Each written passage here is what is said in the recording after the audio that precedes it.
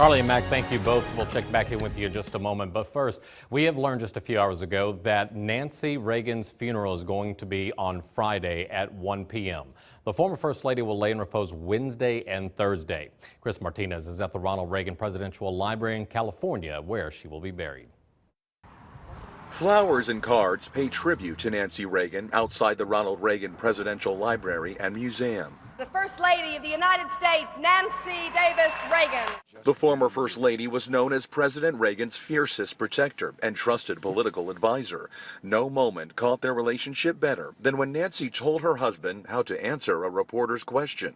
Doing everything we can. Doing everything we can. Her best-known project as First Lady was her campaign against drug abuse. Just say no. Following the president's Alzheimer's diagnosis in 1994, she controversially advocated for stem cell research. Nancy will be buried here at the Ronald Reagan Presidential Library next to her husband of 52 years. She was an indomitable presence. She really completed the man. Former Secretary of State General Colin Powell served in the Reagan administration. He recalls the president depending on his wife so much that he would find it difficult whenever Nancy would take a trip. We knew after about 24 to 48 hours, he started to become fretful. He started to become distracted. And on the third day, we would have a little meeting. Somebody call up there and tell us she's got to come home. The White House lowered its flags to half-staff Monday morning in Nancy Reagan's memory. Now, someone close to the Reagans is a professor at Sam Houston State University in Huntsville. Peter Roussel served in the Reagan administration as a White House spokesman. Today, I sat down with Mr. Roussel to get his reaction to the news of Nancy's passing. When you heard the news yesterday of Nancy Reagan's passing, what was your first thought? My first thought was, of course, it saddened me. So I had a feeling of sadness to begin with, but you know, that was quickly overcome by a flood of memories, of great memories from the times that I spent with her and in proximity to her there at the White House. So I think she would want this to be a celebration of her life. So that's the way I'm approaching it. What are some of your greatest memories with President Reagan and Nancy Reagan from your time at the White House?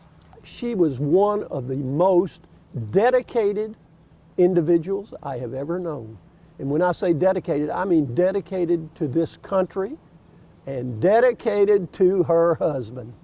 She was a person of great conviction, and I had a lot of respect for that. I'll tell you another thing about Nancy Reagan.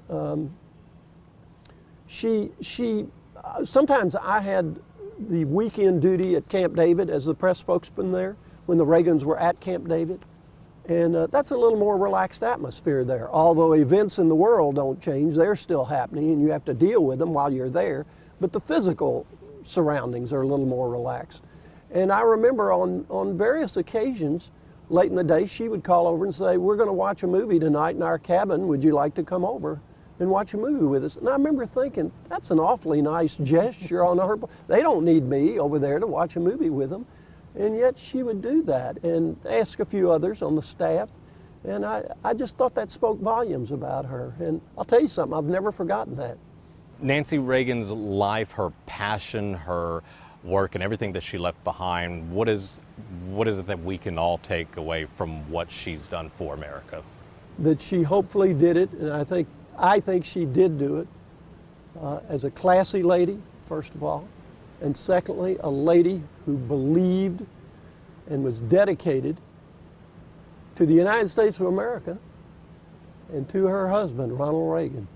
When you hear everything that she was able to accomplish over her lifetime, what is it that the media is missing? You were so close to this family and in the White House during this time. What are we forgetting about Nancy Reagan? I can't say that I know the media is missing anything, but I will say this. And I think they used to miss this about the Reagans. I used to have people ask me when I was working for them in the White House, they'd say, "What are they really like?" Mm-hmm. And my answer was simple. What you see is what they are, which they were.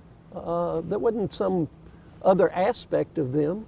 I'll tell you this, Rusty, when you would see them, at least for myself, when I'd see them walking down the hallway in the West Wing of the White House, it kind of light up the room, and it made you feel good about the work that you were doing, and it just made you feel good about this country.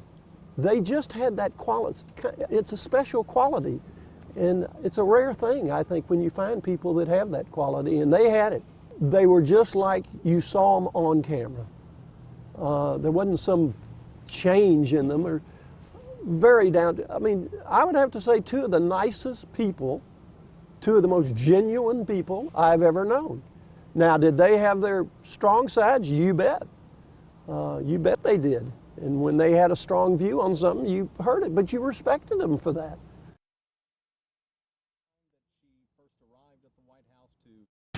You're watching First News at 4 with Rusty Surratt, Kathleen Whitty, and Weather with Mac Morris on KBT.